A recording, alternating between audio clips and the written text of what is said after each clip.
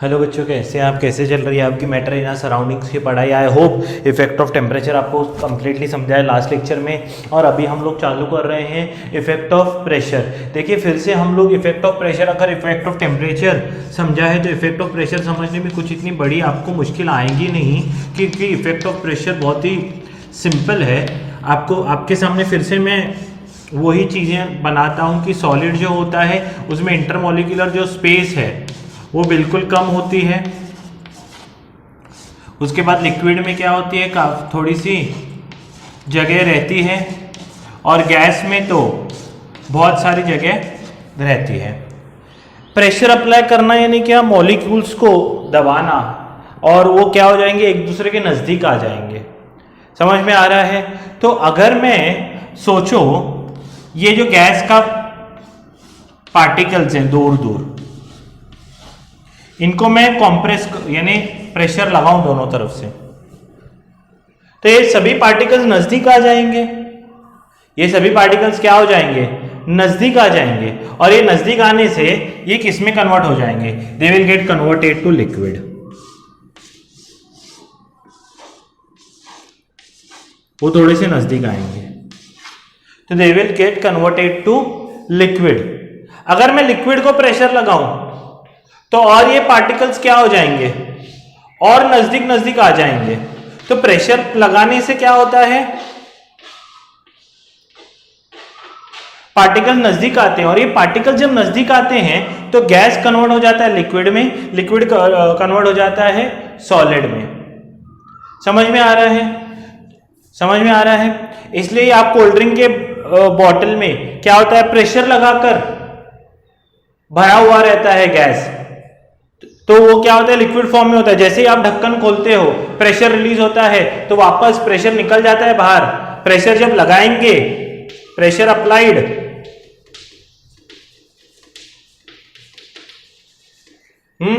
Gas gets converted to liquid and liquid gets converted to solid, and pressure released तो उल्टा होता है, solid liquid में convert होगा, लिक्विड गैस में कन्वर्ट होगा। तो यही चीज होता है अपना कोल्ड ड्रिंक बॉटल में। कोल्ड ड्रिंक बॉटल में क्या होता है, गैस भरी जाती है प्रेशर अप्लाई करके, उसको दबाया जाता है अंदर।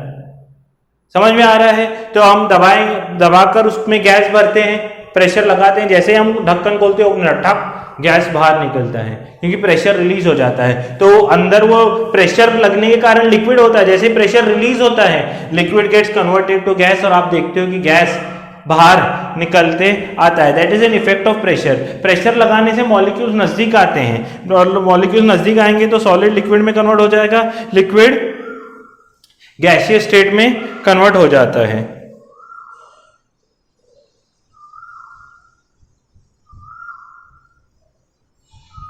उसके इसको ही क्या बोलते हैं, सॉलिड CO2 लेंगे आप लोग, सॉलिड यानी CO2 गैस लोगे आप, CO2 गैस। CO2 गैस को अगर आपने प्रेशर लगाया,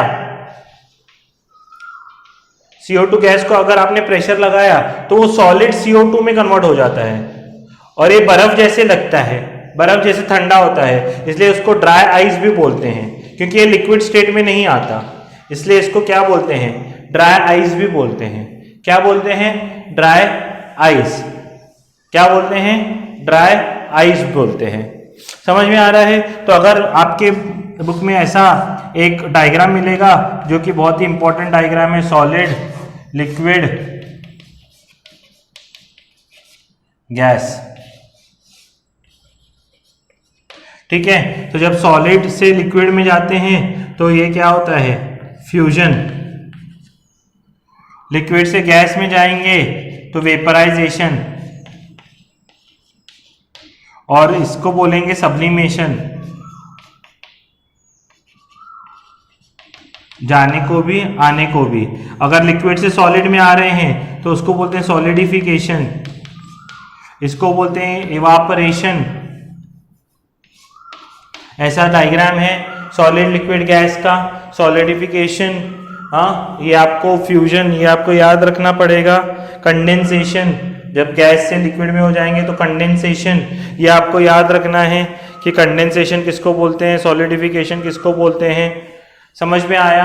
तो ये तो था इफेक्ट ऑफ प्रेशर। उसके बाद जो नेक्स्ट चीज हमको देखनी है वो है इवापोरेशन। क्या है? इवापोरेशन। आप स्क्रीन पॉज करके इतना लिख लें। इवापोरेशन आपने देखा है। इवापोरेशन क्या होता है? अगर मान लीजिए एक आप ग्लास लीजिए और ज़मीन पे पूरा पानी गिरा दीजिए, क्या होगा? सर मेरी मम्मी चपाट मारेगी, हाँ जोर से, दांत टूट जाएंगे, है कि नहीं? बराबर है। आपको ऐसे होना चाहिए। बच्चे बहुत आजकल के मस्ती हो गई है उनको। मेरी भी बेटी बहुत मस्ती करती है, वो एक गिलास क्या 10-10 गिलास गिराती है, ठीक है। हाँ, उसकी मम्मी मारती है, मैं नहीं मारता उसको, ठीक है। मैं किसके ऊपर हाथ नहीं उठा, मैं गांधीवादी आदमी हूँ, ठीक है। इवापोरेशन, इवापोरेशन यानी क्या? जैसे मान लीजिए एक आपने ग्लास पानी का गिराया, आप उसको हीट नहीं कर रहे हो, पानी का ग्लास गिरा हुआ है सरफेस पर, थोड़ी देर बाद आप देखते हो सूख जाता है, यहां तक कि समुद्र भी सूख जाते हैं।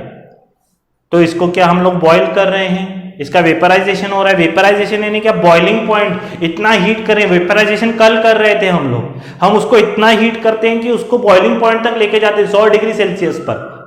इसमें कर रहे हैं क्या हम लोग? नहीं, इसमें हम लोग नहीं हीट नहीं कर रहे हैं, वो खुद ही रूम टेम्परेचर पे क्या होता है? लिक्विड गैस में कन्वर्ट होता है। द प्रोसेस, यहां जो फेनोमेनन या प्रोसेस जो भी आपके टेक्स्ट बुक में वर्ड हो, the process of conversion of liquid into gas at any temperature below boiling point. Boiling point पे नहीं जाना है, बॉइलिंग पॉइंट के नीचे अगर हम देखते हैं तो उसको इवापोरेशन बोला जाता है। क्या बोला जाता है? उसको इवापोरेशन बोला जाता है। अच्छा, ये इवापोरेशन क्यों होता है? देखिए, मैंने आपको पहले भी बताया है कि एट एनी टेम्परेचर पार्टिकल्स के पास एक एनर्जी होती है, वो वाइब्रेट होते हैं। पार्टिकल्स के पास क्या होती है? कुछ एनर्जी होती है और वो वाइब्रेट होते हैं। अगर एनर्जी बढ़ गई तो वो क्या हो जाते हैं? गैसीय स्टेट में कन्वर्ट हो जाते हैं। समझा? मान लीजिए ये क्या था? पानी के पार्टिकल्स थे सरफेस पे,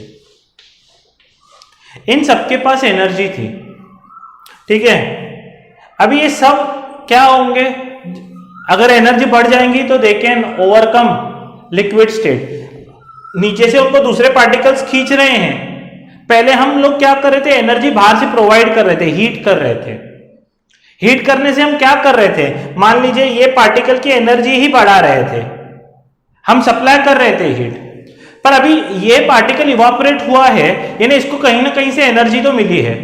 यानी लिक्विड से गैसीय स्टेट में जाना है तो इंटरमोलिकुलर फोर्सेस को तो हमको ओवरकम करना ही पड़ेगा। इंटरमोलिकुलर फोर्सेस से तो हमको बाहर निकलना ही पड़ेगा। तो ये बाहर निकलने के लिए जो एनर्जी लगती है, पहले हम सप्लाई कर रहे थे, कैसे? हीट करके। अभी मैं हीट नहीं कर रहा हूं। अभी होगा क्या? देखिए, अभी मान लीजिए ये जो जिसको 1 मार्क किया है पार्टिकल, ये है। जो बाजू वाले पार्टिकल्स हैं वो भी सब वाइब्रेट हो रहे हैं। ये बीच वाला पार्टिकल है, बाजू वाले मान लीजिए दोनों एक साथ आए और एक साथ इससे टकराए, तो क्या होगा? बीच वाला पार्टिकल दोनों से एनर्जी एक्वायर करके खुद भाग जाता है। At any temperature all the particles have kinetic energy and due to vibration when some particles get energy from the surrounding particles it evaporate. इस पार्टिकल को पहले जब वेपराइजेशन कर रहे थे तो हम नीचे से एनर्जी दे रहे थे, हीट कर रहे थे। अभी हम नीचे से एनर्जी नहीं देंगे, हीट नहीं करेंगे, क्योंकि इवापोरेशन, आप जब पानी गिरता है समुद्र को नीचे कोई क्या हीट करता है क्या?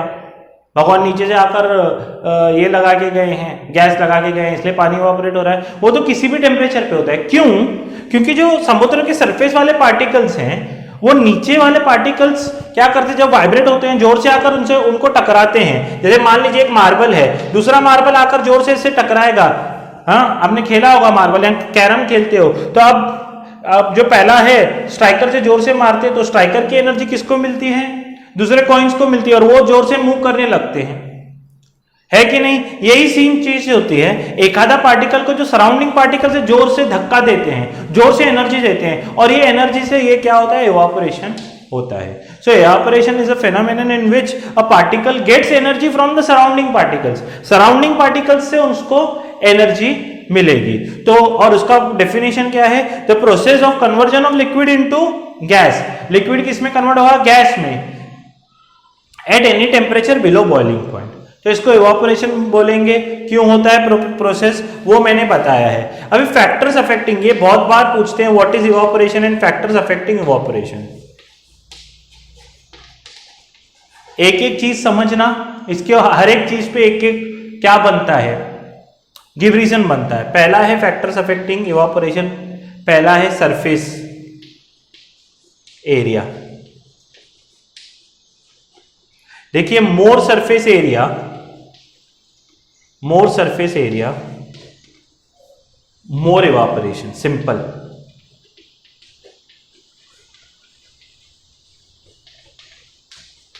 मोर सरफेस एरिया, मोर इवापोरेशन, सिंपल। आपने देखा होगा, सरफेस है, ठीक है, सरफेस क्यों, बाहर निकलने के लिए जगह तो चाहिए ना, बाहर निकलने के लिए जगह चाहिए, तो मोर सरफेस एरिया, मोर इवापोरेशन। आपने देखा होगा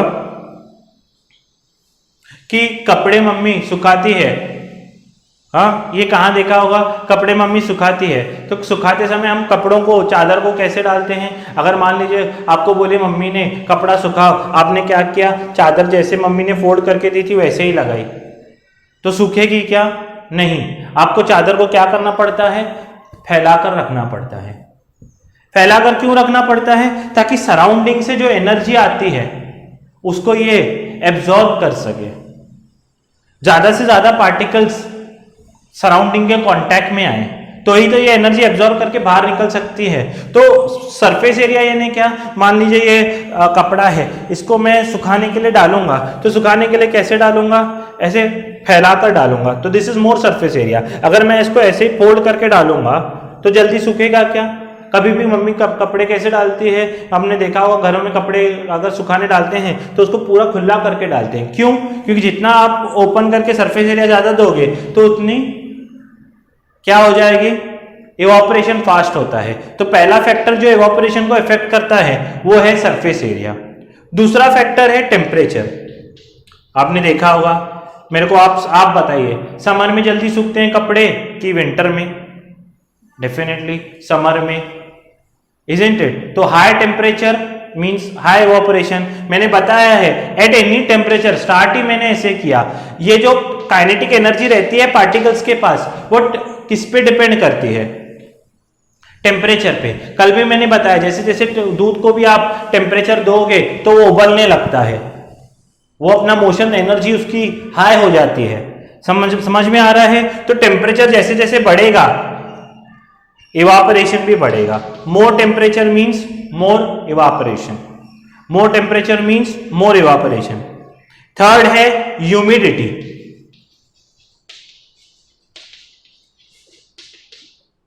थर्ड है ह्यूमिडिटी। ह्यूमिडिटी का मतलब क्या है? Air content, water content in air.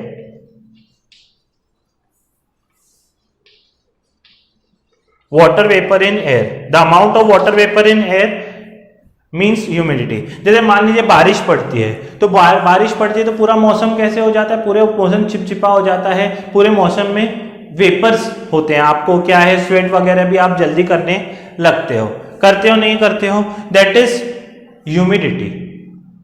तो ऑलरेडी अगर एयर में वाटर वेपर है तो वो और वाटर वेपर ले सकता है क्या? नहीं। आपके बैग में मैंने ऑलरेडी 2 बुक्स डाले, तो और तीसरा बुक डालूंगा तो और डिफिकल्ट होगा आपको कैरी करना, चौथा बुक डालूंगा तो और डिफिकल्ट होगा आपको कैरी करना। समझ में आ रहा है? तो ह्यूमिडिटी, तो वाटर वेपर, ह्यूमिडिटी यानी क्या? Water content already present in air. यानी अगर ह्यूमिडिटी ज्यादा होगी, ऑलरेडी एयर की ह्यूमिडिटी ज्यादा होगी, आप बारिश के सीजन में आप देखते हो ऑलरेडी बारिश पड़ती है, तो हवा में क्या रहते हैं, ऑलरेडी बारिश की बूंदें रहती हैं, वाटर वेपर रहता है, तो कपड़े जल्दी सूखते हैं क्या? नहीं, water does not evaporate easily. यानी अगर ह्यूमिडिटी बढ़ेगी तो इवापोरेशन घटेगा, सरफेस एरिया बढ़ा तो इवापोरेशन बढ़ा, टेम्परेचर बढ़ा तो इवापोरेशन बढ़ा, ह्यूमिडिटी बढ़ी तो इवापोरेशन घटा। क्यों? क्योंकि ऑलरेडी वाटर वेपर तब प्रेजेंट रहता है।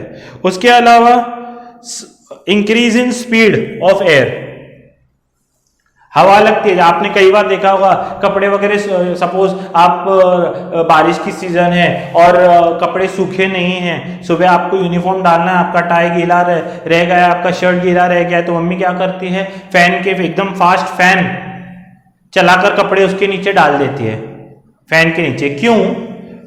Speed of air, speed of wind. ये क्यों है? देखिए जितना स्पीड, मान लीजिए ये आपका शर्ट था, जो भी था, इससे जो भी वाटर वेपर निकला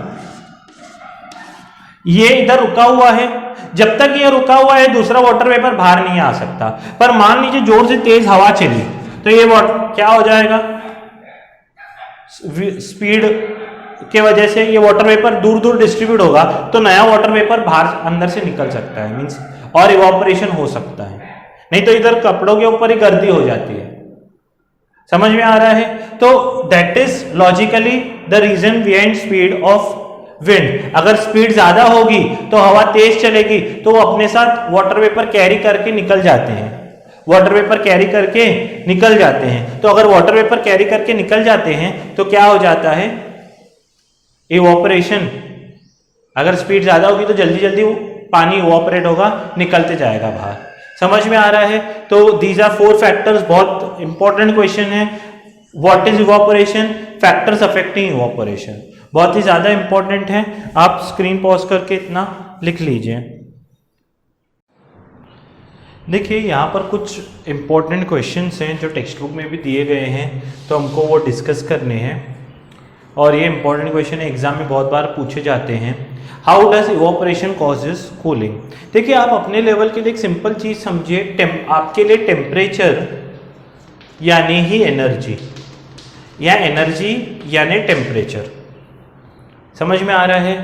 तो मैंने आपको बोला है कि जब लिक्विड को गैस में कन्वर्ट करना है तो इंटरमोलिकुलर फोर्सेस को ओवरकम करना पड़ेगा, और उसके लिए जो एनर्जी लगेगी, या तो हम लोग हीट करते हैं, एनर्जी बाहर से सप्लाई करते हैं, या फिर ये जो एनर्जी है वो सराउंडिंग पार्टिकल से लेती है। तो जब इवापोरेशन होता है, during evaporation particles they absorb energy from the surrounding to get converted into gaseous state. Gaseous state में कन्वर्ट होने के लिए जो उनको एनर्जी लगती है वो कहां से उठाते हैं, वो सराउंडिंग से उठाते हैं। और ये सराउंडिंग से जो एनर्जी उठाएंगे इवापोरेट होने के लिए, गैस में एस्केप होने के लिए, तो इनकी एनर्जी घटी यानी टेम्परेचर घटा, and therefore it causes cooling. तो जब भी इवापोरेशन होता है, जैसे आप चाय भी पीते हो तो चाय में भी इवापोरेशन होगा, तो चाय ठंडी होती है, इजंट इट? तो evaporation always causes cooling. Why it causes cooling? Because during evaporation liquid gets converted to gaseous state, and to get converted into gaseous state the energy required is absorbed from the surrounding. वो surrounding से energy ली जाती है और gaseous state में convert किया जाता है, और इसको वजह से ही कूलिंग होता है। How water kept in an earthen pot is cooled. Earthen pot में देखिए, अर्दन पॉट में थोड़े ऊपर पोर्स रहते हैं। Earthen pot is porous. Porous यानी आपने देखा होगा छोटे छोटे होल्स होते हैं। कई बार गर्मियों के सीजन में तो अर्दन पॉट के ऊपर एक लाल गीला कपड़ा या गनी बैग भी पहन देते हैं। तो ये गनी बैग क्यों पहनते हैं? तो क्या होता है, वाटर स्लोली ऊजेज आउट। क्या शब्द यूज कर रहा हूं? ऊजेज आउट, यानी धीरे धीरे ये पानी इधर बाहर निकलता है, बहुत ही धीरे, ऐसा नहीं कि पूरा पानी बह गया, एक ड्रॉप बाय ड्रॉप। समझ में आ रहा है? Earthen pot is porous, slowly through this pores water oozes out, this water coming out evaporates, ये जो पानी बाहर आता है ये इवापोरेट होता है। To evaporate it requires energy, ये एनर्जी वो कहां से लेगा? अंदर वाले पानी से, अंदर वाले पानी की एनर्जी वो ले लेता है, और अंदर वाले पानी की जैसे ही ये एनर्जी लेगा, water kept in an other pot will get cooled. समझा रीजन? बहुत ही इंपॉर्टेंट, 101% 3 मार्क के लिए क्वेश्चन आता है। Water kept in an earthen pot cools down. Why? Earthen pot is porous, water slowly oozes out through these pores, comes out through these pores, and this water evaporates into water vapor, and for evaporation it absorbs energy from water kept inside the pot. अंदर वाले pot में से ये energy उठाई जाती है, and therefore earthen pot, water kept in an earthen pot cools.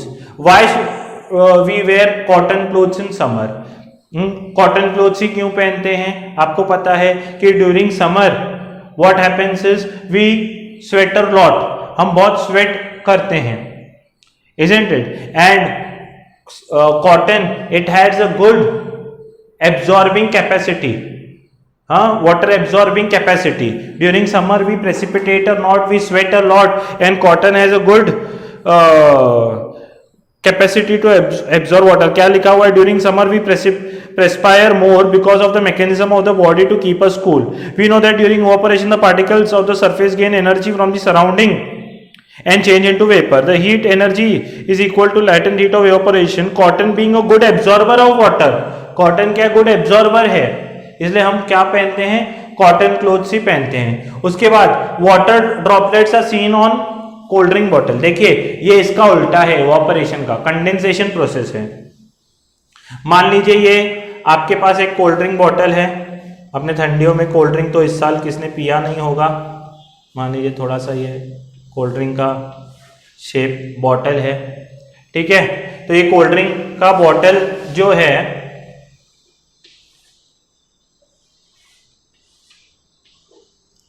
ठीक है, यहाँ ग्लास अगर रहेगा तो उसके ऊपर वाटर ड्रॉपलेट्स लिखते हैं।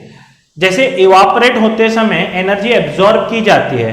कोल्ड ड्रिंक तो ठंडा है, कोल्ड ड्रिंक क्या है?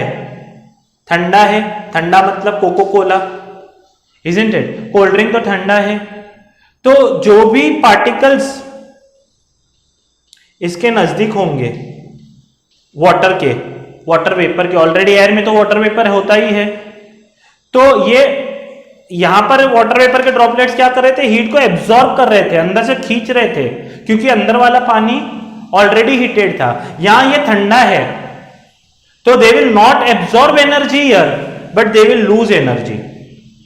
ये उल्टा वाटर, यहां पर वाटर वेपर अंदर से एनर्जी ले रहे थे, तो किस में कन्वर्ट हो रहे थे? ये ऑलरेडी लिक्विड में थे, तो एब्जॉर्ब करके एनर्जी